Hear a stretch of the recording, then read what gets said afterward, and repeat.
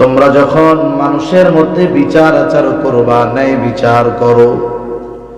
আল্লাহ সুবহানাহু ওয়া তাআলা এই আয়াতের মধ্যে প্রথম আদেশ দিলেন, আমানত তার হকদারের কাছে ফিরায় দাও। আমানতদারিতা এটা গুরুত্বপূর্ণ একটি বিষয়। রাসূল আকরাম সাল্লাল্লাহু আলাইহি ওয়াসাল্লাম আমানতের গুরুত্ব আমাদেরকে জানায় দিয়েছেন। কিন্তু বাস্তবতা হলো, দুনিয়ার মধ্যে অনেক ভালো মানুষ, নামাজি মানুষ, দিনদার মানুষ, শুধুমাত্র আমানতদারিতার ব্যাপারে স্বচ্ছ ধারণা না থাকার কারণে নিজের অনিচ্ছায় আমানতের খেয়ানত হয়ে যায়, সে নিজেও টের পায় না, না জানার কারণে। এজন্য জীবন সম্পৃক্ত জ্ঞানগুলো আমাদের অর্জন করা দরকার।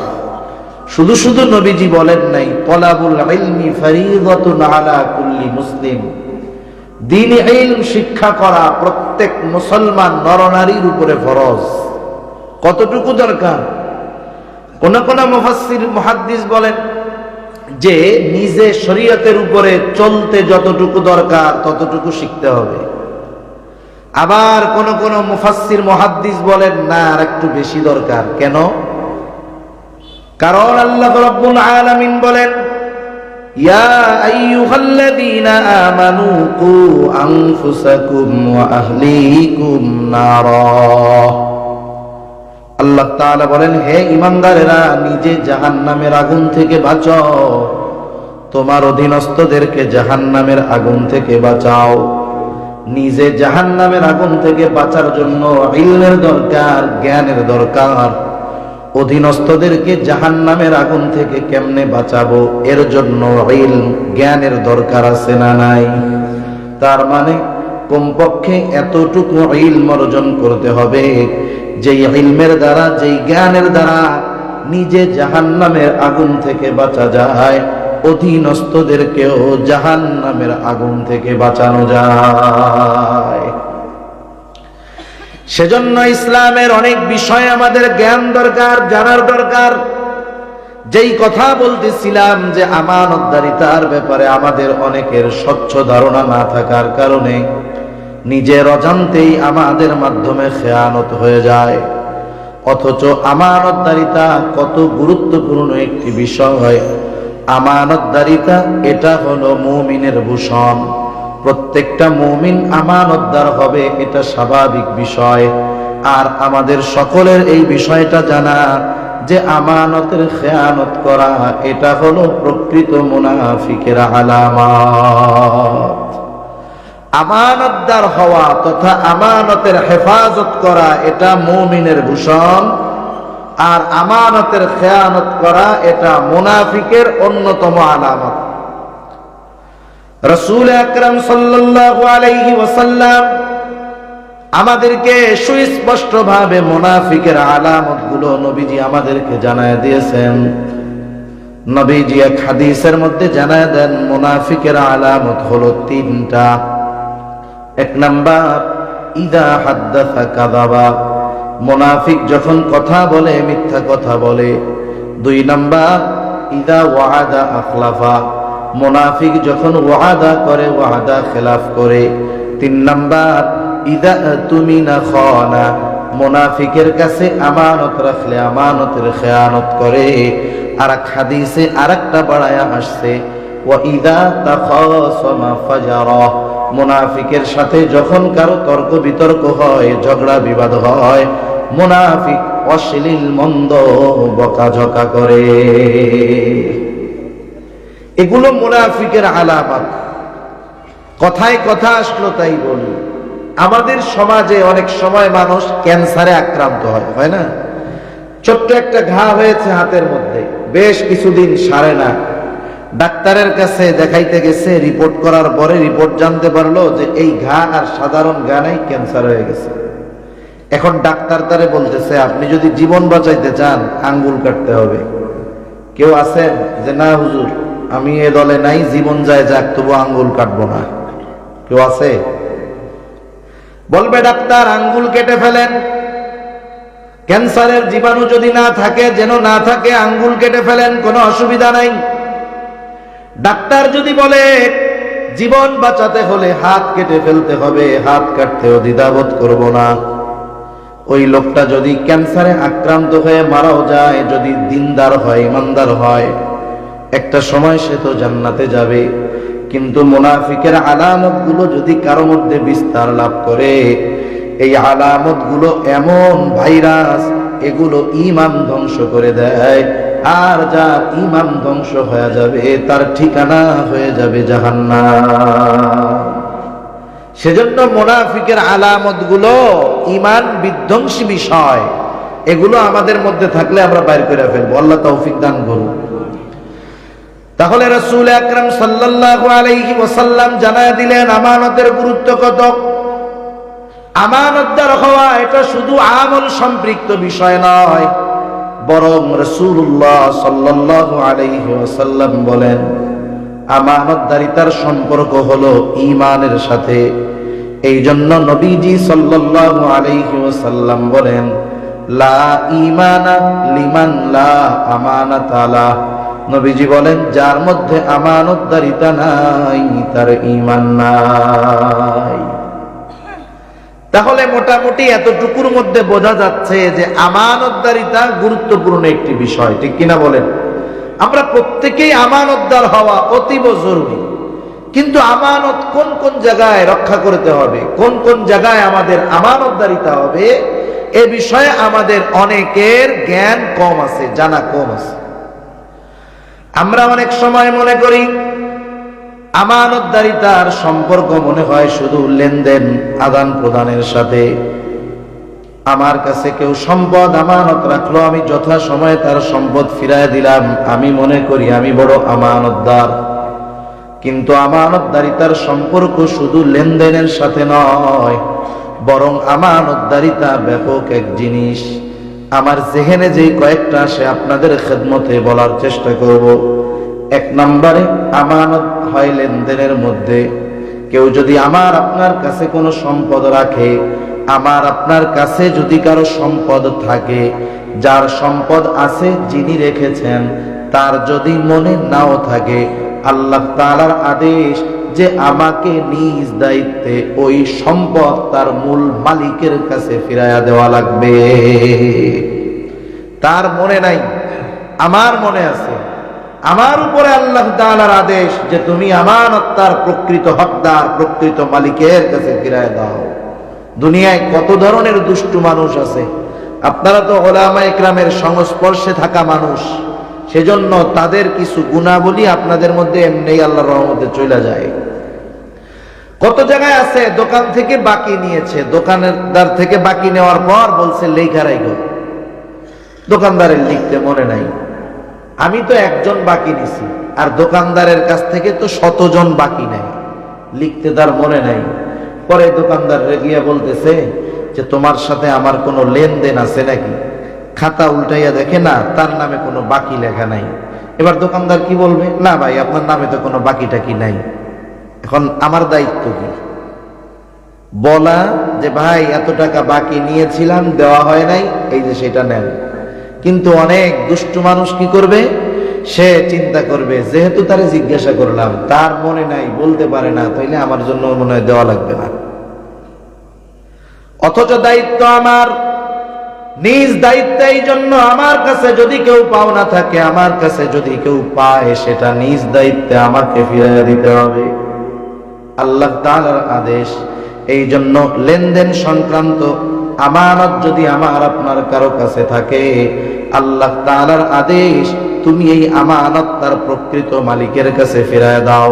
তাহলে 1 নম্বরে লেনদেন সংক্রান্ত বিষয়ে আমরা আমানতদার হব।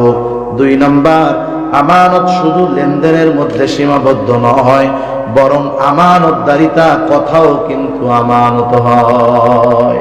কথাও কি হয়? আমানত হয়। মনিটরের আওয়াজটা আর একটু বাড়াইতে হবে, বেশি কমানো হয়ে গেছে। তাহলে কথাও আমানত হয়। কথা রাসূল আকরাম সাল্লাল্লাহু আলাইহি ওয়াসাল্লাম বলেন ইযা হাদ্দাসার রাজুলু সুম্মা ইলতাফাতা ফাহিয়া আমানাতুন। নবীজি সাল্লাল্লাহু আলাইহি ওয়াসাল্লাম বলেন যখন কোনো মানুষ কথা বলে আর এদিকে সেদিকে তাকায়, ফাহিয়া আমানাতুন, যেই কথাটা সে বলল, যার কাছে বলল, ওই কথাটা তখন তার কাছে আমানত হয়ে যায়। কিছু বলার দরকার নাই যে ভাই কথাটা আমানত, আপনি কারো কাছে বললেন না, গোপন রাখেন, বলা লাগবে না, শুধু তার অঙ্গভঙ্গির মাধ্যমেই কথা আমানত হয়ে যায়। আমাদের খাসলাত হলো পরিপূর্ণের ব্যতিক্রম। কেউ যদি আমাদের কাছে বলে, হুজুর আপনার কাছে আমি এই কথাটা বললাম, আপনি আর কারো কাছে বললেন না, কাজ শেষ। এইবার সে আমার চোখের আড়াল হওয়ার আগে আমি আর একজনকে ডাক দিয়া বলি, এদিকে আসো, ওই যে আমার কাছে কি কইছে জানো, এই কথাগুলো বলছে, আমি শুধু তোমাকে বললাম, তুমি আর কাউরে বইলো না, কাম শেষ। এইবার পরের জন আর একজনকে বলে, হুজুর আমার কাছে এই কথা বলছে, তোমাকে বললাম, তুমি আর কাউরে বইলো না। এইবার আরেকজন আরেকজনের কাছে বলে, অমকে আমাকে এই কথাটা বলছে, আমি তোমার কাছে বললাম, তুমি কারো কাছে বইলো না। সকালের কথা দুপুর হইতে হইতে 100 জনের কাছে পৌঁছায় যায়। যে যাকে কথাটা বলে শুধু বলে, আমি তোমাকে বললাম, তুমি কাউরে বইলো না, তাই না? এখন বলেন, আমি তো বললাম একজনের কাছে, কথা পৌঁছাইছে কতজনের কাছে? এই 100 জনের কাছে কথা পৌঁছানোর কারণ আমি, কারণ এই কাজ আমার দ্বারা শুরু হয়েছে। হাদিসের মধ্যে আসছে, রাসূলুল্লাহ সাল্লাল্লাহু আলাইহি ওয়াসাল্লাম বলেন, যখন কারো দ্বারা কোনো ভালো কাজের সূচনা হয়, ওই কাজ দুনিয়াতে যতদিন চলে, যত মানুষ করে, সকলের থেকে সওয়াবের অংশীদার ওই প্রথম যে ভালো কাজের সূচনা করলো তার আমলনামায় যোগ হয়ে যায়। দুনিয়ায় যখন কারো দ্বারা মন্দ কোনো কাজের সূচনা হয়, দুনিয়ার মধ্যে ওই মন্দ কাজ যতদিন চলে, যতজন করে, প্রত্যেকের গুনাহ ওই প্রথম মন্দ কাজ সূচনাকারীর আমলনামায় যোগ হয়ে যায়। তার মানে বাকি 99 জনের কাছে কথা পৌঁছাইলো। নেফাকি খেয়ানত একটা হয় নাই, খেয়ানত হইছে 100টা। আমি বলছি একজনের কাছে, কিন্তু আমার কারণে বাকি 99 জনের কাছে পৌঁছাইলো। এই জন্য 100 জনের খেয়ানতের সমপরিমাণ গুনাহ একা আমার আমলনামায় যোগ হয়ে যাবে। সেজন্য কথা আমানত। অনেক সময় অনেক মানুষের সাথে সম্পর্ক ভালো, বন্ধুর কাছে নিজের গোপন বিষয়ের কথা বলে, অনেকে বিশ্বাস করে, অনেকের কাছে নিজের ব্যক্তিগত পারিবারিক বিষয়গুলোও শেয়ার করে, বলে পরামর্শের জন্য। বলে না অনেক সময়, যার সাথে ভালো সম্পর্ক আইসা বলছে নিজের পরিবারের অসুবিধার কথা, সবার কাছে বলা যায় না, লজ্জার বিষয়। আমার সাথে তার ভালো সম্পর্ক, বিশ্বাস করে এই জন্য বলল। মানুষের সাথে মানুষের সম্পর্ক সব সময় ভালো নাও থাকতে পারে। আজকে হয়তো 2 জনের সাথে বন্ধুত্ব, আগামীতে হয়তো বন্ধুত্ব নাই। বন্ধুত্ব যতদিন ছিল কথাগুলাকে গোপন করে রাখছে, যখন বন্ধুত্ব শেষ, ওই বন্ধুকে মানুষের সামনে লজ্জা দেওয়ার জন্য এইবার যেহেতু শত্রু, এখন তো আর বন্ধু নাই, মানুষের সামনে ওই কথাগুলো বলে দেয়, তাকে লজ্জায় ফালায়া দেয়। সমাজের মধ্যে এমন মানুষ আছে না নাই? মনে রাখতে হবে, আমাদের বন্ধুর আমানত যেমন আমরা রক্ষণাবেক্ষণ করি, কোন শত্রু যদি আমার আপনার কাছে কোনো বিষয় আমানত রাখে, সেটা সম্পদ হোক আর সেটা কথা হোক, আমি বন্ধুর আমানত যেমন হেফাজত করব, শত্রুর আমানত তেমন ভাবে হেফাজত করতে হবে। রাসূল আকরাম সাল্লাল্লাহু আলাইহি ওয়াসাল্লাম শত্রুর আমানতের ব্যাপারে কতটা সচেষ্ট ছিলেন। রাসূলুল্লাহ সাল্লাল্লাহু আলাইহি ওয়াসাল্লাম যখন মক্কা থেকে মদিনায় হিজরত করবেন, হিজরতের বেশ কয়েকটা কারণ দেখা যায়। দৃশ্যমান কারণগুলোর মধ্যে অন্যতম একটি কারণ হলো কাফেরদের অতিমাত্রায় অত্যাচার, জুলুম। মূল কথা হলো হিজরতের আদেশ করেছেন আল্লাহ, কিন্তু দৃশ্যমান কিছু কারণ যদি সামনে আনা হয়, এর মধ্যে অন্যতম একটি কারণ হলো কাফেরদের অতিমাত্রায় জুলুম আর অত্যাচার। নবীজি যেই রাত্রে হিজরত করবেন, ঘর থেকে বের হবেন, চতুর্দিকে কাফেররা ঘিরে রাখছে। আমার আপনার নবী হযরত আলী রাদিয়াল্লাহু তাআলা আনহুকে নিজের ঘরের মধ্যে শোয়া গেছেন। কেন? কারণ নবীজি যখন মদিনার উদ্দেশ্যে রওনা হবেন, আমার আপনার নবীজির কাছে তখনও কাফেরদের কিছু আমানত ছিল। নবীজির আমানতদারিতা নিয়ে অমুসলিমেরা লিখতেছে ইতিহাস। একজন ইংরেজ লেখক, উনি উপমহাদেশ সফরে আসছেন ব্রিটিশ শাসনামলে, নামটা আমার স্মরণ নাই। উনি এদেশে মুসলমানদের কৃষ্টি কালচার নিয়ে কিছু গবেষণা করছেন। উনি ওই বিষয়ের মধ্যে যে আমরা যাকে ফলো করি, মুহাম্মদুর রাসূলুল্লাহ সাল্লাল্লাহু আলাইহি ওয়াসাল্লাম, তিনি লিখতেছেন যে উপমহাদেশের মুসলমানেরা যাকে অনুসরণ করে তার নৈতিক চরিত্রের ব্যাপারে কিছু কথা ইংরেজ লিখতেছে তার ভাষায়, যে মুহাম্মদ এমন একজন মহামানব ছিলেন যার নৈতিকতা ছিল আকাশচুম্বী। সে মানুষের কাছে এতটা বিশ্বস্ত ছিল যে তার কাছে তার চূড়ান্ত দুশমন পর্যন্ত নির্দ্বিধায় তাদের দামি সম্পদগুলো আমানত রাখত। তার দুশমন তার কাছে সম্পদ সংরক্ষণের জন্য রাখত। আর এক ইংরেজ ঐতিহাসিক লিখতেছে, আরবের মানুষ নিজেদের সম্পদ তাদের ঘরে যতটা নিরাপদ মনে করত, তার চাইতে বেশি নিরাপদ মুহাম্মাদুর রাসূলুল্লাহ সাল্লাল্লাহু আলাইহি ওয়াসাল্লামের কাছে রাখাটাকে মনে করত। কেমন আমানতদার নবী ছিলেন! আমরা সেই নবীর উম্মত, আমরা কথার আমানতি রক্ষা করতে পারি না, সম্পদেরটা আর কেমনে পারবো? সেজন্য কথাও আমানত।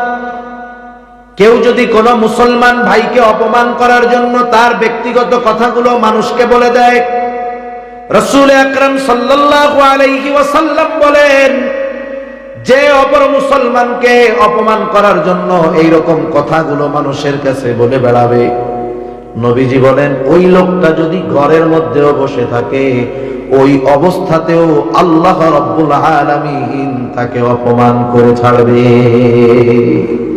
সেজন্য আরেকজন মুমিনের বিষয় মানুষের সামনে প্রকাশ করে অপমান করার আগে নিজের কথাও চিন্তা করতে হবে, আল্লাহ তাআলা আমাকেও লজ্জার মধ্যে ফেলায় দিতে পারে। কারণ অনেক মুমিনের গোপন বিষয়, পারিবারিক বিষয়, যেগুলো প্রকাশিত হয়ে গেলে লজ্জা পাবে, তার ওই বিষয়টা, তার ওই দোষটা জানতে পারলে সে লজ্জিত হবে। যদি এমন কোনো বিষয় না হয় যেটা শরীয়তের সাথে সাংঘর্ষিক, ইসলামের জন্য ক্ষতিকর, ওই ধরনের বিষয়গুলো গোপন রাখতে হবে। এজন্য রাসূলুল্লাহ সাল্লাল্লাহু আলাইহি ওয়াসাল্লাম আর হাদিসের মধ্যে বলেন, যে তার অপর মুসলিম ভাইয়ের দোষ ত্রুটি গোপন করবে, আল্লাহ রাব্বুল আলামিন দুনিয়া এবং আখিরাতে তার দোষ ত্রুটিকে গোপন করবে। সুবহানাল্লাহ। সেজন্য কথার ক্ষেত্রেও আমরা আমানতদার হব। 3 নাম্বার, দায়িত্ব হয় আমানত। প্রত্যেকটা দায়িত্ব আমানত, ছোট হোক আর বড় হোক। এখন তো এমন এক জামানা, মানুষ দায়িত্ব নেওয়ার জন্য প্রতিযোগিতা করে। একটা জামানা ছিল যেই জামানায় মানুষ দায়িত্ব নেওয়াটাকে ভয় পাইত। এক লোকের ব্যাপারে এরকম ঘটনা আছে, এক মজলিসের মধ্যে তার অনুপস্থিতিতে আলোচনা হচ্ছে রাষ্ট্রীয় বিষয়ে, গুরুত্বপূর্ণ একটি দায়িত্ব কাকে দেওয়া যায়। ওই উপস্থিত মজলিসে যারা ছিলেন তারা বললেন, অমুককে দায়িত্বটা দিলে ভালো হয়। যার কথা বলা হলো সে মজলিসের মধ্যে উপস্থিত নাই, কিন্তু লোকটা বড় আমানতদার। এইবার মজলিস শেষ, এখনো কোনো সিদ্ধান্ত হয় নাই। ওই মজলিসে উপস্থিত একজন গিয়ে সেই লোকটাকে বলতেছে, ভাই আজকে রাষ্ট্রীয় গুরুত্বপূর্ণ ওই মজলিসের মধ্যে ওই দায়িত্বের ব্যাপারে তোমার নাম প্রস্তাব করা হয়েছে, তোমাকে দায়িত্ব দেওয়া হতে পারে, এখনো দায়িত্ব দেওয়া হয় নাই। এই কথাটা যখন ওই লোকটাকে বলা হলো, সে চিন্তায় পড়ে গেল। যেহেতু আমাকে দায়িত্ব দেওয়ার ব্যাপারে আলোচনা হলো, যদি দায়িত্ব দিয়ে দেয় তাহলে তো বিপদ। এই চিন্তায় তার চোখে ঘুম নাই। রাতের বেলায় শুধু এই চিন্তায়, যদি দায়িত্ব দিয়ে দেয়, এই ভয়ে রাতের বেলায় সে তার কাঠি গুঠি নিয়ে এলাকা ছেড়ে সে পালায়া চলে গেছে। যদি দায়িত্ব দিয়ে দেয় এই ভয়ে। আর এখন দায়িত্ব নেওয়ার জন্য প্রতিযোগিতা করে, ঠিক কিনা বলেন? আমাদের ইমামে আজম আবু হানিফা রাহমাতুল্লাহি আলাইহি, ইমাম আবু হানিফা রাহমাতুল্লাহি আলাইহিকে খলিফা মনসুর প্রস্তাব দিল, ও ইমাম আবু হানিফা, আপনি প্রধান বিচারপতির দায়িত্ব গ্রহণ করেন। প্রধান বিচারপতি, প্রধান কাজী মানুষদের সামনে প্রস্তাব দিল। ইমাম আবু হানিফা রাহমাতুল্লাহি আলাইহি সাথে সাথে প্রস্তাব ফিরায় দিলেন। তিনি বললেন, আমি এই দায়িত্ব নিতে পারবো না। খলিফা প্রস্তাব দিয়েছে, মানুষের সামনে সরাসরি যখন প্রস্তাব ফিরায় দিলেন, লজ্জাবোধ করলো খলিফা, তার গায়রাতে লাগলো, আত্মসম্মানে আঘাত লাগলো। এইবার খলিফা তার হাতের চাবুক দিয়ে ইমাম আবু হানিফার গায়ে একটা আঘাত করলো, বাড়ি দিল। খলিফা মনসুরের চাচা বলতেছে, ও মনসুর, তুমি কাজটা ভালো করো নাই, তুমি ইমাম আবু হানিফার গায়ে আঘাত করে কাজ ভালো করো নাই, তুমি তার কাছে ক্ষমা চাও। কারণ মানুষ যখন রাগান্বিত থাকে, রাগান্বিত অবস্থায় অনেক সময় এমন কিছু করে ফেলে, যখন রাগ চলে যায় সে তার ওই কর্মের জন্য অনুতপ্ত হয়, লজ্জিত হয়। এইবার খলিফা মনসুর লজ্জিত হয়ে গেছে, ইমাম আবু হানিফার কাছে ক্ষমা চাইতে যাবে নিজে, এটাও তো লজ্জা লাগতেছে। একেবারে নিজের ব্যক্তিগত বিশ্বস্ত একজন লোককে ইমাম আবু হানিফার কাছে পাঠায় দেওয়া হলো। সাথে সাথে এক থলে স্বর্ণের মুদ্রা দিলেন খলিফা। লোকটাকে বললেন, শোনো, তুমি গিয়ে ইমাম আবু হানিফাকে বলবা, খলিফা তার আচরণের জন্য কষ্ট পেয়েছেন, লজ্জিত হয়েছেন, আপনার কাছে ক্ষমা চেয়েছেন, আপনি অনুগ্রহপূর্বক খলিফাকে ক্ষমা করে দিবেন। আর এই এক থলে স্বর্ণ মুদ্রা খলিফা আপনার জন্য হাদিয়া পাঠাইছেন, আপনি যদি এই হাদিয়াটা গ্রহণ করেন তাহলে খলিফা সুনিশ্চিত হবে যে আপনি তাকে ক্ষমা করে দিয়েছেন। লোকটা ইমাম আবু হানিফা রাহমাতুল্লাহি আলাইহির কাছে গেলেন, গিয়ে বলতেছে যে খলিফা তার আচরণের জন্য লজ্জিত, আপনি তারে মাফ করে দেন। বুজুর্গ যারা, ভালো মানুষ যারা, এদের দিল আল্লাহ তাআলা নরম বানায় দেয়, কারণ এরা ক্ষমা করতে ভালোবাসে। ঠিক কিনা বলেন? ক্ষমা করতে পারা এটা মহৎ এক গুণ। ইমাম আবু হানিফা রাহমাতুল্লাহি আলাইহি বললেন, যাও, আমি তারে মাফ করে দিলাম। এইবার ওই লোকটা এক থলে স্বর্ণ মুদ্রা ইমাম আবু হানিফার কাছে দিয়ে বলে, ধরেন, এটা আপনার জন্য খলিফা হাদিয়া পাঠিয়েছে, আপনি যদি এটা গ্রহণ করেন তাহলে খলিফা সুনিশ্চিত হবে যে আপনি তাকে ক্ষমা করেছেন। এইবার ইমাম আবু হানিফা বলতেছে, শোনো, আমি তাকে ক্ষমা করে দিয়েছি, কোনো অসুবিধা নাই, তবে আমি এই স্বর্ণ মুদ্রা গ্রহণ করতে পারবো না। বলে, খলিফা যদি গ্রহণ না করেন নিশ্চিত হবে না। ইমাম আবু হানিফা এবার বলতেছে যে, তোমার খলিফা যে আমার জন্য হাদিয়া দিল, এটা কি তার ব্যক্তিগত অর্থ থেকে দিয়েছে নাকি? এবার ওই লোকটা বলতেছে, খলিফা ব্যক্তিগত সম্পদ কোথায় পাবে? সে রাষ্ট্রীয় কোষাগার থেকে আপনার জন্য এই এক থলে স্বর্ণ মুদ্রা হাদিয়া পাঠাইছে। ইমাম আবু হানিফা রাহমাতুল্লাহি আলাইহি বললেন, শোনো, তুমি তোমার খলিফাকে গিয়ে বলবা, খলিফার দায়িত্ব হলো রাষ্ট্রীয় সম্পদের যথাযথ রক্ষণাবেক্ষণ করা, কাউকে এখান থেকে হাদিয়া দেওয়া অথবা যেমন মন চায় যেখানে মন চায় এই রাষ্ট্রীয় সম্পদ ব্যবহার করা আমানতের খেয়ানত। এই জন্য কিয়ামতে আল্লাহর দরবারে খলিফাকে জবাবদিহিতার কাঠগড়ায় দাঁড়াতে হবে। এটা তোমার খলিফারে গিয়ে বলবা। বলতেছে, এটা কইলে তো রাগ হবে আরো, আপনি রাইখা দেন, ব্যবহার আপনার করা লাগবে না, আপনি সদকা করে দিয়েন। ইমাম আবু হানিফা রাহমাতুল্লাহি আলাইহি বললেন, শোনো, এই সম্পদ রাখার পর আমি ব্যবহার করি নাকি আমি সদকা করে দেই সেটা মূল বিষয় নয়। তোমার খলিফা জানবে ইমাম আবু হানিফা আমার হাদিয়া গ্রহণ করেছে, সুতরাং এটা তো রাখাই যাবে না, তুমি ফেরত দিবা, সাথে সাথে আমার ওই কথা তুমি খলিফাকে জানায়া দিবা। এইবার জানাই দিছে। খলিফা রাগ হবে না খুশি হবে? রাগ হয়ে গেছে। ইমাম আবু হানিফা রাহমাতুল্লাহি আলাইহি এইবার জেলে ভরা হলো, গ্রেফতার করে জেলখানার ভিতরে নিয়ে যাওয়া হলো। এখান থেকে একটা বিষয় আমাদের জন্য শিক্ষণীয়। জেলখানার মধ্যে খারাপ লোকই যায় না, অনেক সময় জেলখানার মধ্যে ভালো লোকদেরকেও যাইতে হয়, ঠিক কিনা বলে? আমাদের বাংলাদেশ সহ গোটা দুনিয়ার জেলখানার মধ্যে কিছু ওলামায়ে কেরাম আছে না নাই? বুঝতে হবে এই জেলখানার মধ্যে শুধু খারাপ মানুষকে ধরা হয় তা নয়, বরং ইমামে আজম আবু হানিফার মতো লোককেও জেলে যাইতে হইছে। এখন ইমাম আবু হানিফা জেলে গেছে কেন? চুরি করার জন্য। হায় হায়, তার মানে দেখেন 70 উপরে থাকলেও জেলে যাওয়া লাগতে পারে। ওলামায়ে কেরাম জেলে বন্দী, কারাবন্দী তুচ্ছ কারণে, বিনা কারণে। তুচ্ছ কারণ বললেও ভুল হবে, যেই কারণে তাদেরকে জেলে ভরা হয়েছে সেটা কারণই না। সেটা কি না? কারণই না। অথচ চিন্তা করে দেখেন, আপনারা তো দেখেন এখন সব কিছু দেখা যায়, জানা যায়। 278টা ক্রস ফায়ারের হোতা ওসি প্রদীপ জেলখানার মধ্যে যাচ্ছে, কত শান শওকতের সাথে নিয়ে যায় তারে, শুধুমাত্র লোক দেখানো, হাত করা। আবার এই সময় ফোনে টোনে কথা বলার কত সুযোগ সে পায়। অথচ প্রায় 350 ক্রস ফায়ারের হোতা। এরপরে আর একজন 7 মার্ডারের একবারে প্রধান পরিকল্পনাকারীদের একজন। হায় হায়, বিয়ার সময় অনেকে নতুন পাঞ্জাবি লাগায়, দেখছেন না?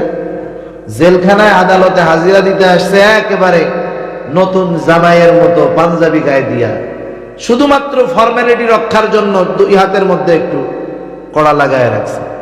অথচ আমাদের ছোট ভাই রফিকুল ইসলাম মাদানী, হায় হায়, বুলেট প্রুফ জ্যাকেট পরাইয়া, বুলেট প্রুফ হেলমেট পরাইয়া, হাতে পায়ে বেড়ি দিয়া এমন ভাবে নিচ্ছে মনে হয় পৃথিবীর সবচাইতে বড় সন্ত্রাস, এরকম নিচ্ছে। এখন বলেন তো, ওরে জেলখানায় যে নিছে কোন কারণে? আপনারা কেউ বলতে পারবেন? কোনো কারণ নেই। কারণ হলো সত্য কথা বলা, ঠিক কিনা বলেন? সত্য কথা বলার কারণে, হক কথা বলার কারণে। আমরা তো ইমামে আজমের উত্তরসূরি, সেজন্য আমাদেরকেও জেলে যাওয়া লাগতে পারে। অনুরোধ আপনাদের কাছে, অনেকে বুঝে না, বলে হুজুর গো জেলে বসে, কিছু না করলে কিছু হয় নাকি? এরকমও বলে অনেকে। কিন্তু নামাজি ভালো মানুষ বলে, আরে এক হাতে তালি বাজে নাকি, কিছু না হইলে কি কিছু হইছে? এখন কম, ইমামে আজম জেলে নিছে কোন কারণে? শুধুমাত্র সত্যের উপরে থাকার কারণে। জেলখানায় আটকানো হলো ইমাম আবু হানিফা রাহমাতুল্লাহি আলাইহিকে। অত্যাচার জুলুম চলে, ঐতিহাসিকেরা লিখেন চাবুক দিয়ে আঘাত করা হতো আর বলা হতো, ও ইমামে আবু হানিফা, আপনি যদি প্রধান বিচারপতির দায়িত্ব গ্রহণ করেন আপনাকে ছেড়ে দেওয়া হবে। ইমামে আজমের উপরে জুলুম অত্যাচার, এরপরেও তিনি দায়িত্বটা গ্রহণ করেন নাই। এখান থেকে ঐতিহাসিকদের 2টা মত। একটা মত হলো ইমামে আজমকে যখন টলাতে পারে না, উনি যখন ওনার আদর্শের উপরে আছেন, হকের উপরে আছেন, খাবারের সাথে বিষ মিশিয়ে ইমাম আবু হানিফাকে হত্যা করা হলো। ঐতিহাসিকদের আরেকটা মত যে তাকে যখন আর টলানো যায় না, অত্যাচার করতে করতে ইমামে আজম আবু হানিফা রাহমাতুল্লাহি আলাইহি প্রচন্ড অসুস্থ হয়ে গেছেন। এখন তাকে বাড়িতে পাঠিয়ে দেওয়া হলো, গৃহবন্দী করে ফেলা হলো। ওই অবস্থায় ইমাম আবু হানিফা রাহমাতুল্লাহি আলাইহি দুনিয়া থেকে বিদায় নিয়ে গেলেন। ওনাকে জিজ্ঞাসা করা হয়েছিল, আপনি এত অত্যাচার জুলুম সহ্য করলেন কেন? আপনি দায়িত্বটা নিলেই তো হয়ে যাইত, কারণ এই দায়িত্ব নেওয়ার যোগ্যতা তো আপনার মধ্যে ছিল। ইমামে আজমের যোগ্যতা ছিল।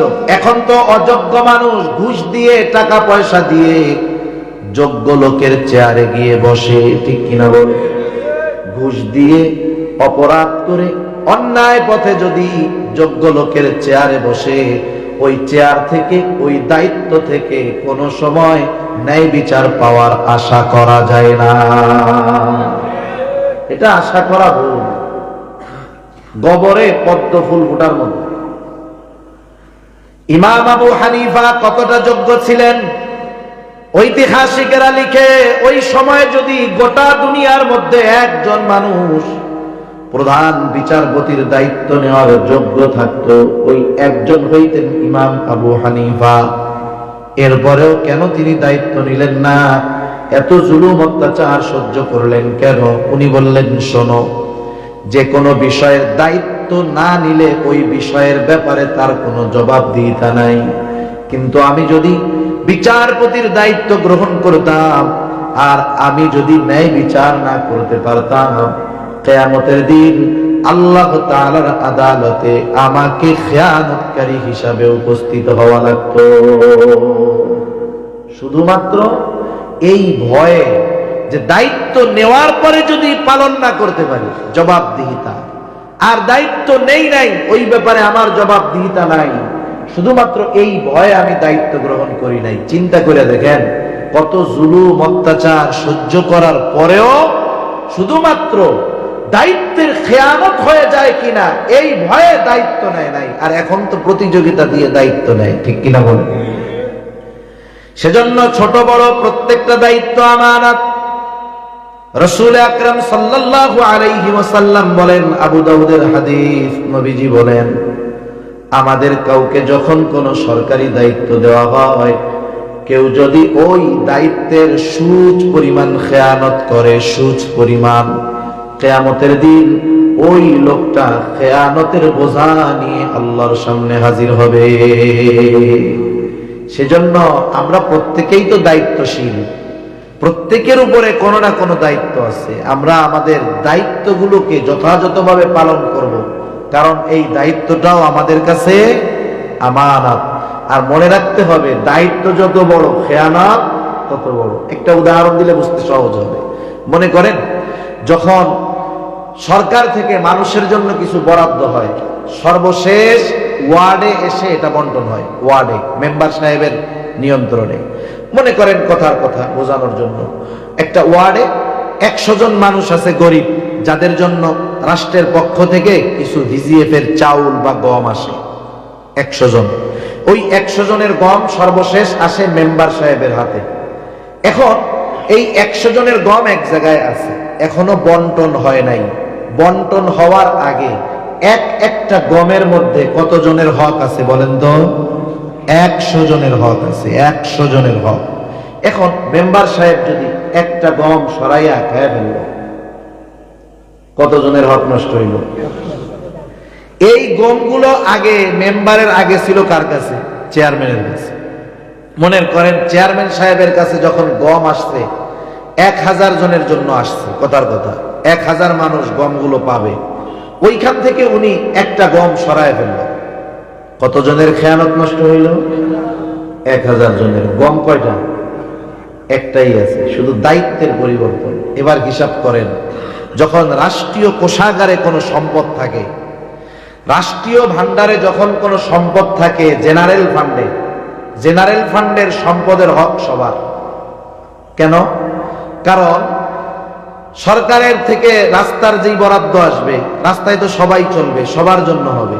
এজন্য কেউ যদি রাষ্ট্রীয় সম্পদ থেকে 1 টাকা চুরি করে, গোটা দেশের যত মানুষ সবার সাথে খেয়ানত করা হয়। গম একটা, শুধু দায়িত্বের পরিবর্তনের কারণে খেয়ানত বড় হয়ে যায়। এজন্য দায়িত্ব বড় জটিল জিনিস। আমাদের অতীতের মানুষেরাও সহজে কোনো দায়িত্ব নিতে চাইতো না। আল্লাহ তাআলা আমাদের প্রত্যেককে, আমাদের প্রত্যেকের দায়িত্বগুলো যথাযথভাবে পালন করার তৌফিক দান করুন, সকলে বলি আমিন। দায়িত্বের বিপরীতে যেই ওজিফা, বেতন, দায়িত্ব পালন না করে যদি সেটা কেউ গ্রহণ করে, আমানতের খেয়ানত। উদাহরণ উপমা অনেক দেওয়া যাবে।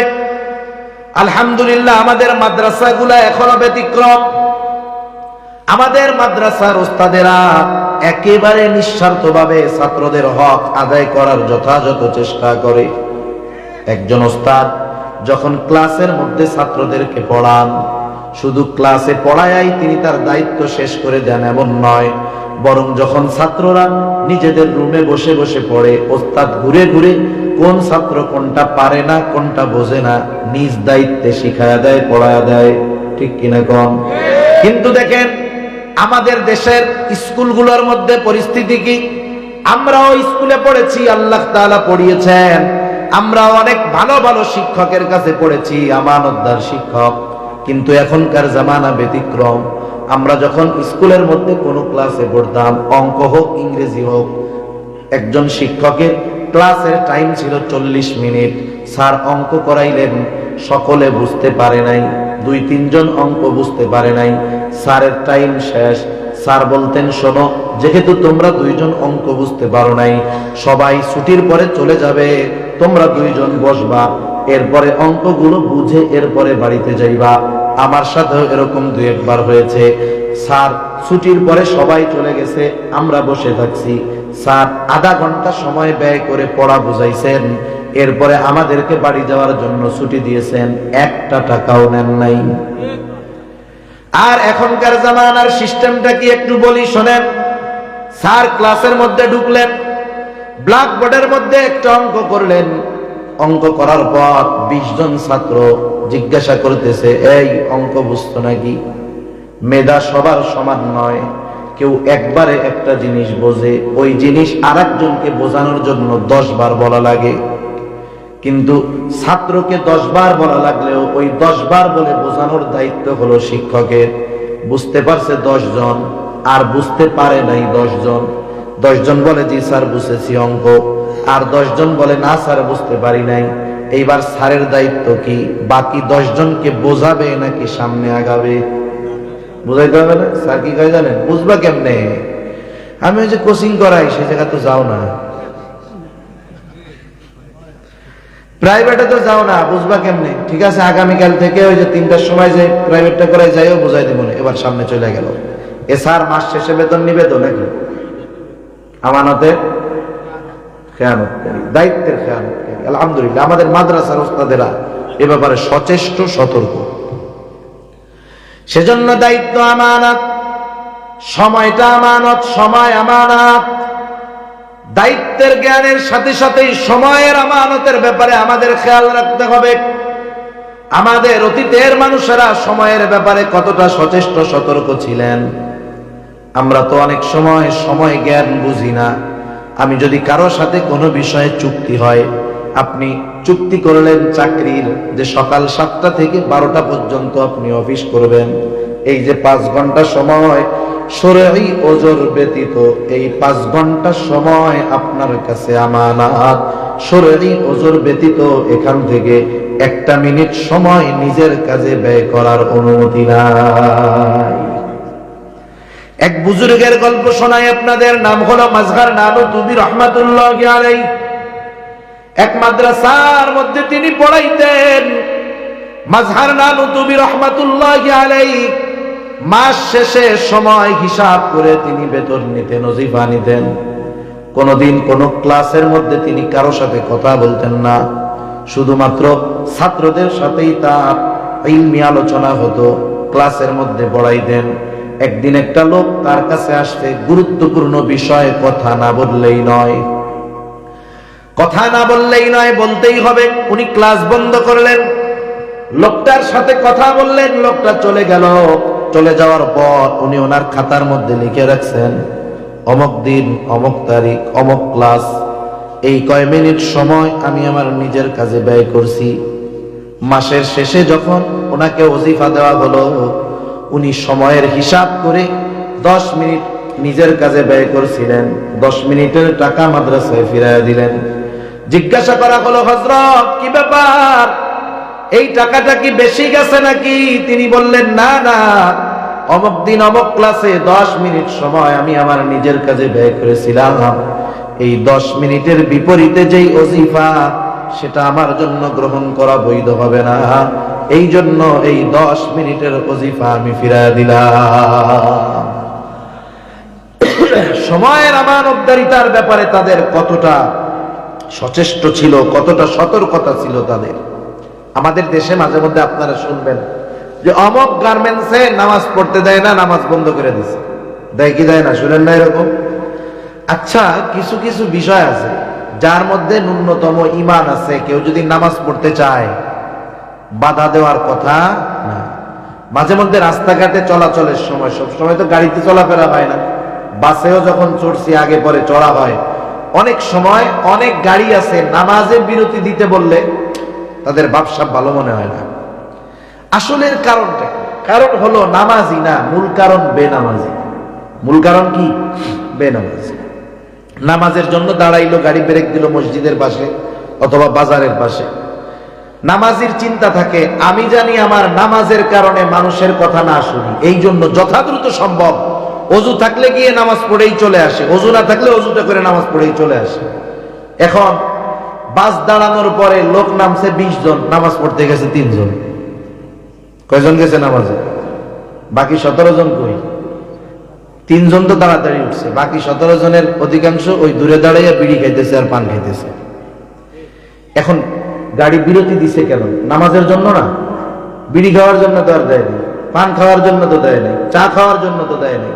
ওই বেনামাজি গুলোর কারণে অনেক গাড়িওয়ালা পরবর্তীতে নামাজের বিরতি দিতে চায় না। সময় জ্ঞান ঠিক রাখতে হবে।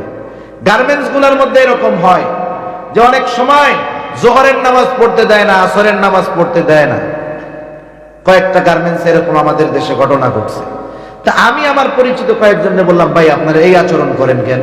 আপনারা মুসলমান ঘরের সন্তান, একে আপনি নামাজ পড়েন না অপরাধী, আরেকজনকে পড়তে না দিয়ে কত বড় অপরাধ করতেছেন জানেন? বলে হুজুর আমরা তো একজনের অধীনে চাকরি করি, আমরাও চাই নিজে না পারলেও আরেকজনের ইবাদতের বাধার কারণ হতে চাই না। কিন্তু সমস্যা কি জানেন হুজুর? কি সমস্যা? বলে যে ডিউটি চলতেছে, আসরের নামাজ পড়তে যাবে। স্যার আসরের নামাজে যাও। হুজুর আসরের নামাজ পড়তে কতক্ষণ লাগে? আমি বললাম ওযু যদি থাকে, মসজিদ যেহেতু কাছে, তাহলে ধরেন 10 মিনিট, মসজিদে যাইতে আসতে 2 মিনিট, নামাজ পড়তে 8 মিনিট ধরলাম। একা একা পড়ে চলে আসলো বা জামাতে পড়ে চলে আসলো। আর ওযু ইস্তেনজার জরুরত থাকলে সর্বোচ্চ 20 মিনিট। বলে হুজুর আসরের নামাজের কথা বাইরে বলে বের হয়, নামাজ 5 মিনিটে শেষ, 6 মিনিটে শেষ, আসে 1 ঘন্টা পরে। কি করে? বলে নামাজ পড়ে বের হয়, বন্ধুদের সাথে আড্ডা দেয়, চাটা খায়, 1 ঘন্টা পরে আসে। এখন এতক্ষণ দেরি হইল কেন? কই গেছো? কয় নামাজে গেছিলাম। ও যদি ঠিকই 10-15 মিনিটে নামাজ পড়ে চলে আসতো তাইলে আর সমস্যা ছিল না। আমরা আমাদের দায়িত্ব যথাযথভাবে পালন করতেছি কিনা আমাদেরকে নজরদারি করার জন্য উপরের অফিসার আছে, সিসি ক্যামেরায় দেখে যে ওই মেশিনের লোকটা 1 ঘন্টা যাবত ডিউটির সময় কোথায়। এই যে আমাদের উপরে পানিশমেন্ট আসে, বাধ্য হইয়া রাগ হইয়া এই কাজগুলো আমাদের করতে হয়। ওরা তো খারাপ কাজ করে বুঝলাম, কিন্তু খারাপ কাজের সুযোগ কেন হলো? যে আমরা সময়ের আমানতের খেয়ানত করি, এই জন্য। ঠিক কিনা বলেন? নামাজ পড়তে যতটুকু সময় লাগে আমি পড়ে যদি চলে আসতাম তাহলে অপর অনেক মানুষ নামাজের সুযোগ পাইত। সেজন্য সময়ের ক্ষেত্রেও আমাদের আমানতদার হতে হবে। শরীয়তের বিধিবিধান, হুকুম, আহকাম, আমানত আল্লাহ রাব্বুল আলামিন কোরআনুল কারীমের মধ্যে বলেন, ইন্না আরাদনাল আমানাতা আলাস সামাওয়াতি ওয়াল আরদি ওয়াল জিবাল فأبين أن يحملنها وأشفقن منها وحملها الإنسان। আল্লাহ তাআলা বলেন আমি এই আমানত আসমানের কাছে, জমিনের কাছে, পর্বতের কাছে পেশ করলাম। তারা প্রচন্ড ভীত সন্ত্রস্ত হয়ে গেল, তারা এই আমানত গ্রহণ করলো না, বহন করলো না। ওয়া হামালাহাল ইনসান, মানুষ এই আমানত বহন করলো। কি সেই আমানত? মুফাসসিরিনে কেরাম বলেন এই আমানত হলো কোরআন। কেউ কেউ বলেন আমানত হলো আল্লাহ তাআলার সকল বিধিবিধান। একই কথা। তাহলে আল্লাহ তাআলা যত বিধিবিধান, আদেশ নিষেধ আছে সব আমাদের কাছে আমানত। আদেশগুলো আমানত, নিষেধগুলো আমানত। যত আদেশ আছে সব আমানত। মনে করেন নামাজ পড়তে হবে, আদেশটা কার? এই আদেশটা আমানত। কেউ যদি নামাজ না পড়ে গুনাহ আছে না নাই? তাহলে নামাজ পড়তে বলছেন আল্লাহ, আমানত, আদেশ। নামাজ যদি কেউ না পড়ে 1 নম্বরে আদেশ অমান্য করার কারণে সে হয় খেয়ানতকারী। 2 নম্বর ওই যে নামাজটা পড়লো না এই জন্য সে হয় গুনাহগার। নিষেধের ক্ষেত্রেও এমন। এই জন্য আল্লাহ তাআলার প্রত্যেকটা বিধি নিষেধ আমাদের জন্য আমানত। শুধু তাই নয়, আমাদের অঙ্গ প্রত্যঙ্গ গুলাও কিন্তু আমাদের কাছে আমানত। আমরা যখন চোখ দিয়ে গুনাহ করি, চোখের আমানতের খেয়ানত হয়। হাত দিয়ে গুনাহ করলে হাতের খেয়ানত হয়। পা দিয়ে গুনাহ করলে পায়ের খেয়ানত হয়। এই জন্য আল্লাহ তাআলা বলেন, ইয়ালামু খাইনাতাল আ'য়ুন ওয়া মা তুখফিস সুদূর। আল্লাহ রাব্বুল আলামিন বলেন, তোমরা চোখের কি খেয়ানত করো আমি জানি। ওয়া মা তুখফিস সুদূর, অন্তরের মধ্যে কি লুকায় রাখো সেটাও আমি আল্লাহ জানি। এজন্য আমরা যখন গুনাহ করি এটাও কিন্তু খেয়ানত। সন্তান সন্ততি আমানত, আল্লাহর দেওয়া সম্পদ এটাও কিন্তু আমাদের কাছে আমানত। আল্লাহ তাআলা কোরআনুল কারীমের মধ্যে বলেন, ইন্নাল্লাহা আশতারা মিনাল মুমিনিনা আনফুসাহুম ওয়া আমওয়ালাহুম বিআন্না লাহুমুল জান্নাহ। আল্লাহ রাব্বুল আলামিন বলেন, নিশ্চয় আমি মুমিনের জান এবং মালকে জান্নাতের বিনিময়ে কিনে নিয়েছি। এমনটা বলেন নাই যে মুমিনের জান মালকে আমি জান্নাতের বিনিময়ে কিনবো, বরং আল্লাহ তাআলা বলেছেন মুমিনের জান এবং মাল আমি জান্নাতের বিনিময়ে কিনে নিয়েছি। তার মানে কেনা বেচা হইছে নাকি হয়ে গেছে? না হবে, হয়ে গেছে। তার মানে আমি মুমিন, আমি যদি জান্নাতের মালিকানা দাবি করি তাহলে জানমালের মালিক কে? জোরে বলেন না কে? কিন্তু জানও নেয় নাই আল্লাহ, মালও নেয় নাই। একটা উদাহরণ দিলে বুঝতে সহজ হবে। আপনি মনে করেন সকাল বেলায় বের হয়েছেন, ফজরের নামাজের পরে হাঁটতে বের হয়েছেন, নামাজ পড়া কিছু দূর গেলেন, ওই বাজারে গেলেন, চৌধুরী বাজার নাকি চৌধুরী বাজার, ওইখানে গিয়া দেখলেন আপনার পরিচিত একটা লোক সুন্দর তাজা কদু নিয়ে বসে আছে। কদু চিনেন তো নাকি? লাউ কদু, এক এক জায়গায় এক একটা বলে কদু। স্বাভাবিক যারা মোটামুটি ইসলামিক মাইন্ডের, সবজির মধ্যে লাউটা তাদের একটু পছন্দ, কদুটা পছন্দ। আল্লাহ রাসূল সাল্লাল্লাহু আলাইহি ওয়াসাল্লাম পছন্দ করতেন। এটা যে জানে তার আরো বেশি পছন্দ। আর যদি তাজা তরকারি হয় এটা আরো বেশি পছন্দ হয়। আমরা শহরে কদু কিনতে যাই, কদু কিনতে যাওয়ার পরে যেই কদু দোকানদার সকালে আনে, ওই কদুটা যদি আপনারা বিকালে যান দেখবেন 100 নখের খোসা আছে। ওরে খোসাইতে খোসাইতে শেষ করে ফেলাইছে, মানে কচি নরম কদু খুঁজে আর কি। এই খোসাইয়া অবস্থা 12টা বাজায় দেয়। এখন আপনি দেখলেন যে এই মাত্র কাইটা আনছে, এখন ওই ধরনের তরকারির চাহিদা সবার বড়, দেখতে সুন্দর, এখন পকেটে নাই টাকা। আপনি তো তাকে চিনেন, আপনি এখন তারে বললেন যে ভাই তোমার এই কদুটা তো আমি নিতে চাই, আমার পকেটে তো এখন টাকা নাই, তো তুমি আসো কতক্ষণ এই জায়গায়? আমি 1 ঘন্টা আছি। তাহলে ঠিক আছে, কদু এইটা আমি নিলাম, আমি তোমার আধা ঘন্টার মধ্যে আইসা টাকাটা দিচ্ছি, ঠিক আছে তো? হ্যাঁ ঠিক আছে। এখন বলেন, আপনি কদুটা কিনছেন, কিনেন নাই? কিনছেন। কদু কার কাছে? তার কাছে। টাকা আপনার কাছে। কদু আপনি পান নাই ঠিক, কিন্তু কদুর মালিক কে? আপনি কদুর মালিক হয়ে গেছেন। তো আমরা জান্নাত পাই নাই এখনো, কিন্তু জান্নাতের মালিক হয়ে গেছে। আমার পকেটে টাকা, কদুওয়ালার কাছে কদু, কিন্তু কদুর মালিক আমি, টাকার মালিক ও। আধা ঘন্টার চুক্তি, যেহেতু আধা ঘন্টার আগে ওই কদু যদি 10 টাকা বেশি দামে পায়, বিক্রির সুযোগ আছে? সুযোগ নাই। একটু চিন্তা করে দেখেন, কদুওয়ালার কাছে কদু, আমার পকেটে টাকা, অথচ কদুর মালিক আমি। টাকা দিব, সাথে সাথে কদু আমি নিয়ে আসবো।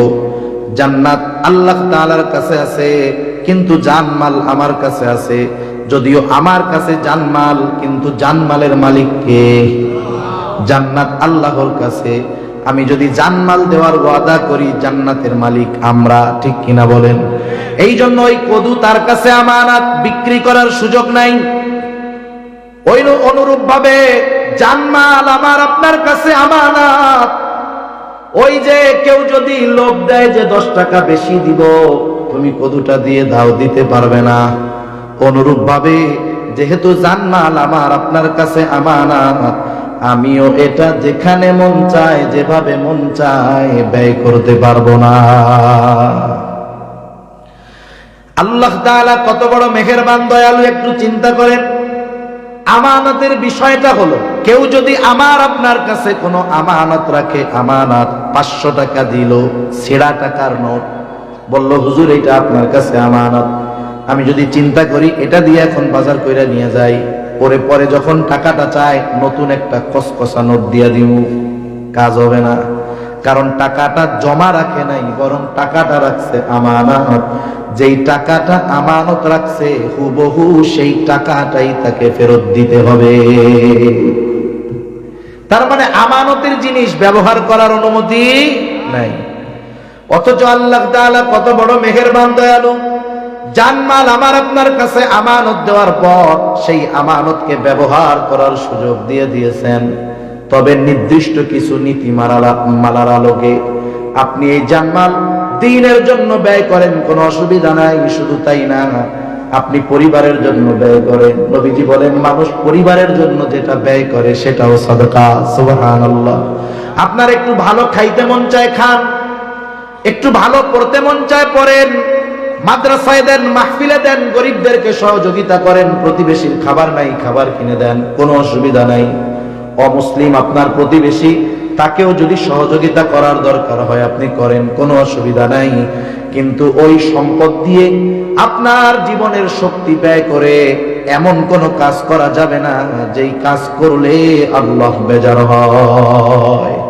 একটা টাকা আপনি গানের অনুষ্ঠানে দিতে পারবেন না, আপনার শ্রম আপনি গুনার কাজে ব্যয় করতে পারবেন না। তাহলে এক নম্বরে ওই যে আল্লাহর দেওয়া আমানত, ধন সম্পদ আমানত, এটার খেয়ানত হবে।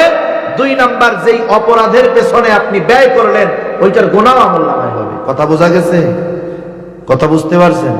সেজন্য আল্লাহর দেওয়া জানমাল দিয়া মাঝে মধ্যে বিড়ি সিগারেট খাওয়া যাবে? যাবে? এটাও কিন্তু খেয়ানত। আপনি নিজের ক্ষতি করতেছেন, এটা ঠিক না। যেই জিনিসের মধ্যে স্পষ্ট ক্ষতি আছে এটা আপনি খাইতে পারবেন না, এটা আপনার জন্য ক্ষতি। সাথে সাথে সম্পদের অপব্যয়, অপচয়। যাই হোক, আলোচনা অন্যদিকে চলে যায়। জানমাল আমার আপনার কাছে আমানত। এই বিষয়গুলা যদি আমরা শুধু সামনে রাখতে পারি, কয়েকটা বিষয়ে জানলাম। আমানত হয় লেনদেনের মধ্যে, আমানত হয় কথার মধ্যে, আমানত হয় দায়িত্বের মধ্যে, আমানত হয় সময়ের মধ্যে, সন্তান সন্ততি হয় আমানত, অঙ্গ প্রত্যঙ্গ আমানত, শরীয়তের বিধিবিধান আমানত। এই জানমাল আল্লাহ তাআলার পক্ষ থেকে আমার আপনার কাছে আমানত। এই 8টা বিষয়ের আমানতদারিতা যদি কোনো মুমিন রক্ষা করতে পারে, আশা করা যায় সে প্রকৃত আমানতদার মুমিন হয়ে যাবে। তাহলে আল্লাহ তাআলা যেই 2টা ওয়াজ করলেন, 1 নাম্বার ওয়াজ আদেশ, ইন্নাল্লাহা ইয়া'মুরুকুম আন তুআদ্দুল আমানাতি ইলা আহলিহা। আল্লাহ তাআলা বলেন তোমরা আমানত তার হকদারের কাছে ফিরায়া দাও। নবীজি বললেন আমানতদার হও, কারণ যার মধ্যে আমানতদারিতা নাই তার ঈমান নাই। আল্লাহ তাআলা 2 নম্বর আদেশ করতেছেন, ওয়া ইযা হাকামতুম বাইনান নাসি আন তাহকুমু বিল্লাহ। আর তোমরা যখন মানুষের মধ্যে বিচার আচার করবা, ন্যায় বিচার করো। ন্যায় বিচার করা যেমন বড় ফজিলতের কাজ, ওই বিচারকের আসনে বসে অবিচার করা তত বড় ক্ষতি সম্পন্ন কাজ। মনে রাখবেন, যেই কাজের ফজিলত যত বড় ওইটার ক্ষতিটাও তত বড়। বিরিয়ানি স্পেশাল খাবার না? বিরিয়ানি খুব মজার খাবার না? বলেন তো, বিরিয়ানি যদি পচে খাওয়া যায়? আর সাদা ভাত স্বাভাবিক খাবার, সাদা ভাত যদি একটু গন্ধ হয়ে যায়, 2 ধোয়ার জায়গায় 5 ধোয়া দিয়া পানি দিয়া এরপরে সুন্দর মতো মরিচ পেঁয়াজ দিয়া খাইছেন আপনারা? কি মজা লাগে না? আরো দেখো, তাইলে খাবার সাদা ভাত নরমাল, ওইটা যদি একটু নষ্ট হয় ওইটা আরো স্বাদ করে খাওয়া যায়। কিন্তু বিরিয়ানি যদি পইচা যায়, কি দিয়া খাবেন? খাওয়ান যায়? হায় হায়, কিয়ামতের দিন যখন কোথাও কোনো ছায়া থাকবে না, আরশের ছায়ায় 7 শ্রেণীর মানুষ স্থান পাবে। 1 নাম্বার, ইমামুন আদিলুন, ন্যায়পরায়ণ শাসক। আল্লাহু আকবার। ন্যায় বিচার যে করতে পারে তার ফজিলত অনেক বেশি। শুধু তাই না, রাসূল আকরাম সাল্লাল্লাহু আলাইহি ওয়াসাল্লাম বলেন, দুনিয়ার মধ্যে যে ন্যায় বিচার করবে আল্লাহ তাআলা কিয়ামতের দিন তাকে আল্লাহ তাআলার নিকটে মুক্তর চেয়ারে বসার ব্যবস্থা করে দিবে। সুবহানাল্লাহ। সেজন্য ন্যায় বিচার বড় কঠিন জিনিস। আল্লাহ তাআলা এই জন্য বলেন, ওয়ালা ইয়াজরিমান্নাকুম শানাআনু কওমিন আলা আল্লা তা'দিলু ই'দিলু হুয়া আকরাবু লিত্তাকওয়া। আল্লাহ তাআলা বলতেছে, তুমি যখন বিচার করবা, বিচারক হবা, তোমার কাছে বিচার প্রার্থী যদি তোমার দুশমনও হয়, শত্রুও হয়, তুমি তার সাথেও ন্যায় বিচার করবা, আর এটা হলো তাকওয়ার অধিক নিকটবর্তী। আল্লাহ তাআলা বলতেছে, তুমি বিচারক, তোমার শত্রু তোমার কাছে আসছে, এক্ষেত্রেও তুমি ন্যায় বিচার করবা। সুবহানাল্লাহ। আমাদের নবী এই ন্যায় বিচারের সর্বোত্তম দৃষ্টান্ত রেখে গেছেন। একজন সাহাবী আসছে আর এক ইহুদি আসছে জমি নিয়ে মোকদ্দমা করতে, মামলা নবীজির দরবারে আসছে। দলিল প্রমাণ নিয়ে আসছে দুইজনে। ও বলতেছে এটা আমার, সাহাবী বলতেছে আমার। নবীজি বলছে দলিল হাজির করো, প্রমাণ। কিছু জিনিস আছে এটা আমার ঠিক, কিন্তু প্রমাণ নাই, তো সাক্ষী নাই, কিন্তু জিনিসটা বাস্তবে আমার। এবার সর্বশেষ আল্লাহ রাসূল বলতেছে তোমরা দুইজনই তাহলে কসম করো। সাহাবী তো কসম করছে, আল্লাহর কসম এটা আমার। ইহুদিও কয় আল্লাহর কসম এটা আমার। সাহাবী বলে ইয়া রাসূলুল্লাহ, ও তো কসম করে ফেলবে। নবীজি ইহুদির পক্ষে রায় দিয়ে দিয়েছেন। আর সাহাবী সম্পদ পান নাই ঠিক, কিন্তু এই ঘটনাকে কেন্দ্র করে আল্লাহ তাআলা ওহী নাজিল করছে। সাহাবী কয় এর চাইতে বড় পাওয়া আর কি হতে পারে, যে আমার সাথে সম্পৃক্ত ঘটনাকে কেন্দ্র করে আসমানওয়ালা ওহী নাজিল করছে, এর চাইতে বড় পাওয়া আমার আর কিছু হতে পারে না। সুবহানাল্লাহ। নবীজি উত্তম দৃষ্টান্ত রেখে গেছেন ন্যায় বিচারে। বললে অনেক লম্বা হবে, শেষ করে দেই। দেখেন, মাখজুম গোত্রের একজন মহিলা চুরির অপরাধে তার হাত কাটা হবে। রাসূল আকরাম সাল্লাল্লাহু আলাইহি ওয়াসাল্লাম ঘরের ভিতরে, হুজরার ভিতরে, সাহাবায়ে কেরামের মনের মধ্যে চিন্তা, আরে এই মহিলা তো সম্মানিত একটি বংশের মহিলা, এর যদি হাত কাটা হয় লজ্জার ব্যাপার, কি করা যায়? নবীজি হয়তো জানেন না যে এই মহিলা এই সম্মানিত গোত্রের একজন মহিলা। নবীজির কাছে গিয়ে কেমনে বলা যায়? সকলে মিলে চিন্তা করলো। হযরত যায়েদ রাদিয়াল্লাহু তাআলা আনহুর ছেলে উসামা ছোট, তখন নবীজি খুব স্নেহ করে, আদর করে। এইবার ওসামাকে বলতেছে, সবাই শিখায়া দিছে, ওসামা তুমি তোমার নানার কাছে গিয়ে বলবা, নানা যেই মহিলাকে শাস্তি দেওয়া হবে ওই মহিলা মাখজুম গোত্রের একজন মহিলা।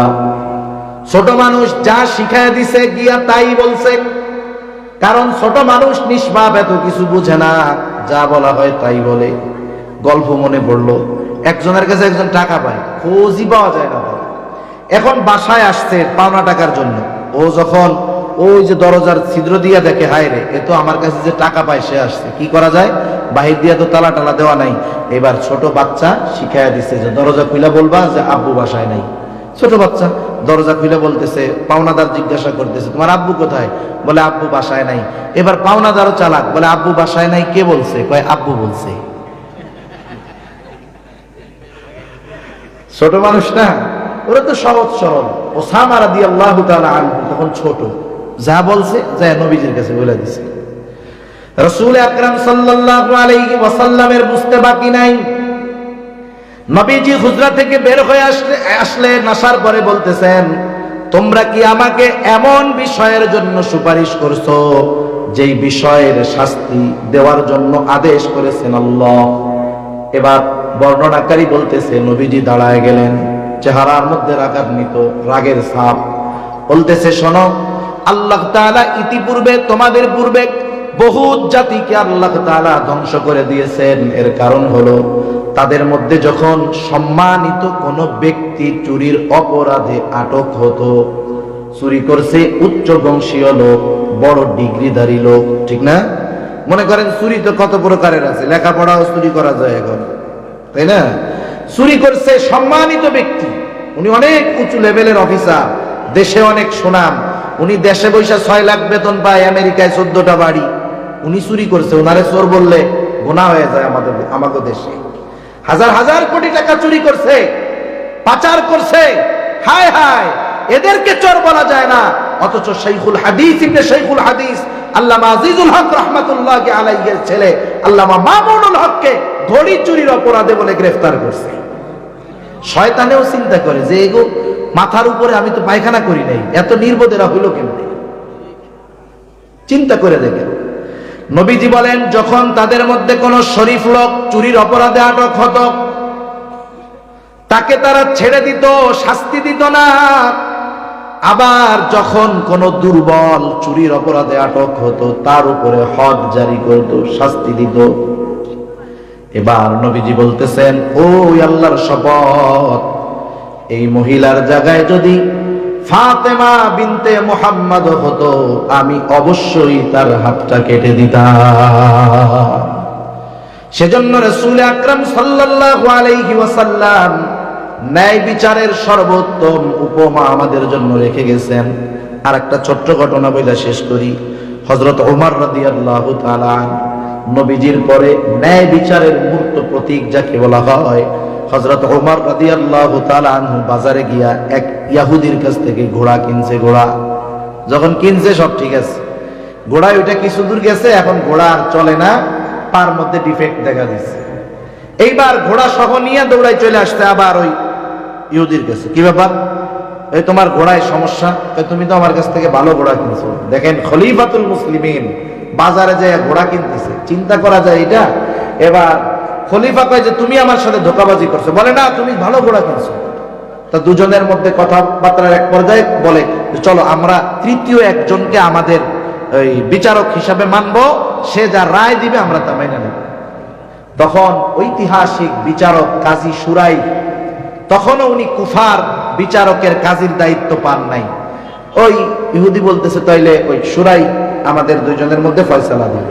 গেছে, এবার যাইয়া খলিফাতুল মুসলিমিন ওনার কথা বলছে যে এই ব্যাপার, আমি ঘোড়া নিয়ে অল্প একটু গেছি, আমি এরপরে দেখি ঘোড়ায় ডিফেক্ট, এখন এসে ফেরত দেই, ফেরত নেয় না। ইহুদি বলে আমি ভালো ঘোড়া বেচছি। তা সুরাই বলতেছে খলিফাতুল মুসলিমিন আপনি কি চান?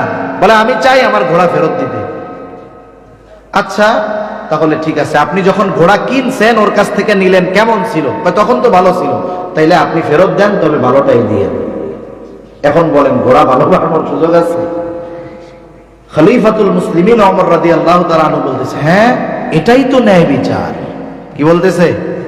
এটাই তো ন্যায় বিচার। বললেন শোনো, তুমি আগামী দিনই চলে যাবা, প্রধান বিচারপতির আসন খালি, তুমি কুফার প্রধান বিচারক। চিন্তা করে দেখেন, হযরত আলী রাদিয়াল্লাহু তাআলা আনহুর প্রসিদ্ধ ঘটনা, নিজের বর্ম হারায় গেছে, এক ইহুদি পাইয়া বাজারে নিয়ে বিক্রি করছে। এখন কিনতে আসতে আলী রাদিয়াল্লাহু তাআলা আনহু এসে দেখে, কিরে এ তো আমার সেই লৌহ বর্ম, এই ইহুদি তুমি পাইলা কোথায়? বলে এটা আমার। আর উনি নিশ্চিত এটা আমার। এবার বিচার নিয়ে গেছে কাজীর দরবারে, সুরাইয়ের দরবারে চলে গেছে। ওই সুরাই যাকে ওমর রাদিয়াল্লাহু তাআলা আনহু কুফার প্রধান বিচারক বানায় গেছে। গেছে কি বিচার? বলে এই আমার বর্ম এটা, এখন ও যে চুরি করে আনছে বাজার বিক্রি করতেছে, এখন আমার বর্ম ফেরত দেয় না। বলে খলিফাতুল মুসলিমিন এটা যে আপনার বর্ম, সাক্ষী আছে? বলে হ্যাঁ আছে। কে সাক্ষী? বলে আমার ছেলে হাসান রাদিয়াল্লাহু তাআলা আন, আর একটা গোলাম আছে, ও হলো সাক্ষী। বলতেছে যে না, আপনার সাক্ষী হিসাবে এদের সাক্ষ্য গ্রহণ করা যাবে না। আলী রাদিয়াল্লাহু তাআলা আনহু আয়েশা দিছে, বলে আমার তো আর কোনো সাক্ষী নাই। তিনি বললেন তাহলে এটা ইহুদিরই ধর্তব্য হবে। ইহুদি রায় জিতে গেছে। চিন্তা করেন, যদি আমাগো দেশের কোনো বিচারক রাষ্ট্রপ্রধানের মামলায় যদি খালি তার বিরুদ্ধে রায় দিত, ওর 14 গোষ্ঠীর খেল খতম হয়ে যেত। ঠিক কিনা বলেন? খলিফাতুল মুসলিমিন আলী রাদিয়াল্লাহু তাআলা কিছু বলেন নাই। ইহুদি কিছু দূর গেছে, যাওয়ার পরে চিন্তা করতেছে, হায় রে, এই বিচারক যদি আমাগো ধর্মের হইতো, আর আলী রাদিয়াল্লাহু তাআলা আনহু যদি আমাগো খলিফা হইতো, তাইলে যে কোনো পন্থায় হোক ওর পক্ষে রায় দিয়াই ছাড়তো। কিন্তু কেমন বিচারক, ইসলাম এত সুন্দর, ও পেছন থেকে আবার ফিরে আসছে। আয়েশা বলতেছে যে দেখেন, বাস্তব কথা হলো খলিফা একদিন এই বর্ম নিয়ে ঘোড়ায় নিয়ে যাচ্ছে, পরিহিত ছিল না, ওইটা পড়ে গেছে, উনি টের পায় নাই, আমি ওইটা পাইয়া নিয়ে আসছি, এই বর্মের মালিক উনি। আর এই সৌন্দর্য দেখে ইহুদি ইসলাম ধর্ম গ্রহণ করে ফেলছে। সুবহানাল্লাহ। সেজন্য ন্যায় বিচারের উপমা ইসলাম এবং মুসলমানদের থেকেই প্রকাশ পেয়েছে। যদি এই উপমহাদেশে মুসলমানরা ন্যায় বিচার প্রতিষ্ঠা না করত, তাইলে আজকে আমাদের পার্শ্ববর্তী দেশ ভারতে 100 কোটির উপরে হিন্দু থাকতো না। ঠিক কিনা বলেন? সব শেষ হয়ে যেত। ন্যায় বিচারের উত্তম উপমা ইসলাম এবং মুসলমানদের মাধ্যমেই প্রকাশ পেয়েছে। এই দুইটা ওয়াজ আল্লাহ তাআলার কি, ইন্নাল্লাহা ইয়া'মুরুকুম আন তু'আদ্দুল আমানাতি ইলা আহলিহা ওয়া ইযা হাকামতুম বাইনান নাসি আন তাহকুমু বিল আদল। এক নাম্বার, আমানত তার হকদারের কাছে ফিরায় দাও। দুই নাম্বার, তোমরা যখন মানুষের মাঝে বিচার করবা, ন্যায় বিচার করো। কত সুন্দর ওয়াজ! এইবার ওয়াজ করেছে আল্লাহ, ওয়াজ কইরা নিজের ওয়াজের প্রশংসা নিজে করতেছে। আল্লাহ তাআলা বলেন, ওয়াইদা হাকামতুম বাইনান নাসি আন তাহকুমু বিল আদল ইন্নাল্লাহা নি'ম্মা ইয়া'iদুকুম বিহ। নিশ্চয়ই আল্লাহ তাআলা তোমাদেরকে কতই না সুন্দর ওয়াজ করলেন। নিজের ওয়াজের প্রশংসা আল্লাহ নিজে করতেছে। মানুষ যদি নিজের প্রশংসা নিজে করে তাইলে ওইটার মান সম্মান কমে, ঠিক না? এটারে বলদ বলে, মানুষ বোকা বলে, বলে নিজের ঢোল নিজে পিটাইতেছে, এরকম বলেন। কিন্তু আল্লাহ তাআলার এই সুন্দর ওয়াজের মূল প্রশংসা তো আল্লাহ তাআলাই করতে পারে, ঠিক কিনা বলেন? এরপরে কেমন যেন আল্লাহ তাআলা বলতেছে যে, বান্দা এত সুন্দর দুইটা নসিহত করলাম, ওয়াজ করলাম, এই দুইটা নসিহত জানার পরে তোমরা এই দুই নসিহত নিয়ে কি আলোচনা সমালোচনা করো, আমল করো কি করো না, আমি আল্লাহ সব কিছু কিন্তু দেখি শুনি। কেন? কারণ ইন্নাল্লাহা কানা সামিআন বাসীরা। নিশ্চয়ই আল্লাহ তাআলা হলেন সর্বশ্রোতা আর সর্বদ্রষ্টা। আমরা এই ওয়াজগুলো শোনার পর, জানার পর আমল করলাম কি করলাম না আল্লাহ দেখেন। এই ওয়াজগুলো শুনবার পর, জানবার পর কি আলোচনা সমালোচনা করলাম সব কিছুই আল্লাহ তাআলা শুনেন। সেজন্য আল্লাহ তাআলা আমাদের প্রত্যেককে প্রকৃত আমানতদার হওয়ার তৌফিক দান করুন। সকলে বলি আমিন। যখন কোনো বিচার আচারের সুযোগ আসবে, সেটা রাষ্ট্রীয় পর্যায়ে হোক, নিজের ঘরে হোক, এলাকায় হোক, আমাকে যদি কখনো কেউ বিচারক মানে, ন্যায় বিচার করব, কারণ ন্যায় বিচারের বড় দাম। আল্লাহ সুবহানাহু ওয়া তাআলা আমাদের সবাইকে কথাগুলো বুঝবার, আমল করবার তৌফিক দান করুন। সকলে বলি আমিন। ওয়া আখিরু দাওয়ানা আলহামদুলিল্লাহি রাব্বিল আলামিন।